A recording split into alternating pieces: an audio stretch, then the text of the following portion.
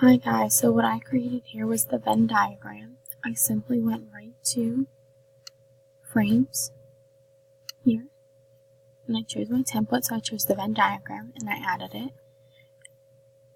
And then what I did from there is that I added the different text box with the T, and I would click simply and click here to add the text box and then add all of my definitions as to what solid, liquid, and gas meant. And then I also added a text box up here to show the objective, and then also click the link here to view the website and the web address as to how I got the information here. And then I also can customize. I customize the different colors of the Venn diagram by doing it here, fill the optimal capacity. You can do gray, you can do any of those. I chose the typical blue one, but I did it for each one. And then I also made sure that everything was visible for the students. So I made sure the font was in a clean font. Then I also made sure that it was in bold and large enough for them to see.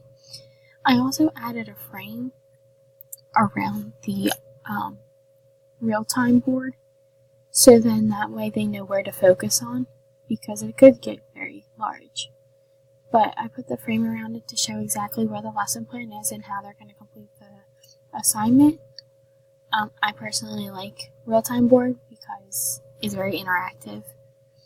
For the students, it's educational technology, but it also adds old school learning, such as Venn diagrams, mind maps. As you look in the frame template, you can do mind map, concept map, fishbone map for cause and effect, flow chart.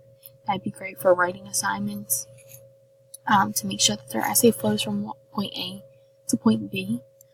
They do have other templates here, so if you click all templates, they have different ones. A lot of the times, I personally think you can use some of these templates for lesson plans, which would be great, especially as new teachers.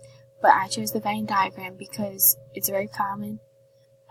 Students use it all the time, and you can use it throughout your whole entire teaching career. So if you go from kindergarten all the way up to high school, even college level, Venn diagrams are great. Have a good one.